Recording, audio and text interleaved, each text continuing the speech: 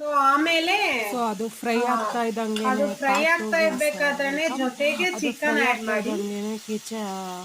ಆ ಒಗ್ಗರಣೆ ಟೆಂಪರಿಂಗ್ ಮಿಕ್ಸ್ಗೆ 800 ಚಿಕನ್ ಗ್ರಾಮ್ಸ್ ಆಡ್ ಚಿಕನ್ ಮಾಡಿ. ಹಾಕ್ತಾ ಸೊ ಇದ್ದೀನಿ. ಮೀಡಿಯಂ ಫ್ಲೇಮ್ ಅಲ್ಲಿ ಇಟ್ಟು ಚಿಕನ್ ಹಾಕಿ ಚಿಕನ್ ಚೆನ್ನಾಗಿ ಒಂದು ಸೊ ಚಿಕನ್ ಹಾಫ್ ಸ್ಪೂನು ಬೇಯಕ್ಕೆ ಚಿಕನ್ಗೆ ಹಾಫ್ ಪುಡಿ ಉಪ್ಪು ಟೇಬಲ್ ಸ್ಪೂನ್ ಹಾಕೊಳ್ಳಿ. ಉಪ್ಪು ಹಾಫ್ ಹಾಕಬೇಕು. ಸ್ಪೂನು. ಸೊ ನಾನಿಲ್ಲಿ 800 ಹಾಫ್ ಗ್ರಾಮ್ಸ್ ಟೇಬಲ್ ಸ್ಪೂನ್ ತಗೊಂಡಿದ್ದೀನಿ. ಉಪ್ಪು ಹಾಕಬೇಕು. 800 ಆಮೇಲೆ ಗ್ರಾಮ್ಸ್ಗೆ 20 ಹಾಫ್ ಸ್ಪೂನ್ ಪುಡಿ ಮಿನಿಟ್ಸ್ವರೆಗೂ ಉಪ್ಪು ಬೇಯಕ್ಕೆ ಹಾಕೋತಾ ಬಿಡಬೇಕು. ಇದ್ದೀನಿ. ಚಿಕನ್ ಸೆಟ್ ಸೊ ಆಗಬೇಕಲ್ವ ಒಗ್ಗರಣೆ ಜೊತೆ. ಸೊ ನೋಡಿ, ಎಲ್ಲಾನು ಈ ಥರ ಸ್ಟಿರ್ ಮಾಡಿ ಎಲ್ಲ ಒಂದ್ ಒಂದು ಸ್ವಲ್ಪ ಮಿಕ್ಸ್ ಉಲ್ಟಾ ಕೊಡಬೇಕು. ಸೀದಾ ಮಾಡಿ.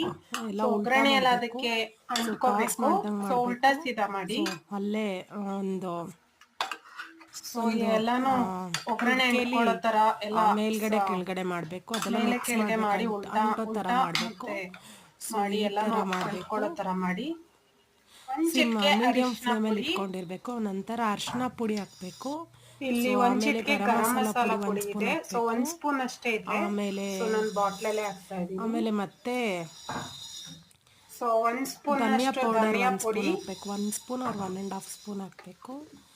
ಸೊ ಆಮೇಲೆ ಧನಿಯಾ ಎಲ್ಲ ಪುಡಿ ಒಂದು ಮಿಕ್ಸ್ ಹಾಕ್ಬೇಕು 1 ಕೊಡಬೇಕು. ಸ್ಪೂನ್ ಚೆನ್ನಾಗಿ ಅಷ್ಟು. ಮಿಕ್ಸ್ ಕೊಡಬೇಕು. ಎಲ್ಲ ಸೊ ಎಲ್ಲ ನೋಡಿ ಅದಕ್ಕೆ ಸೊ 1 ಮಿಕ್ಸ್ ಸ್ಪೂನು ಆಗಬೇಕು.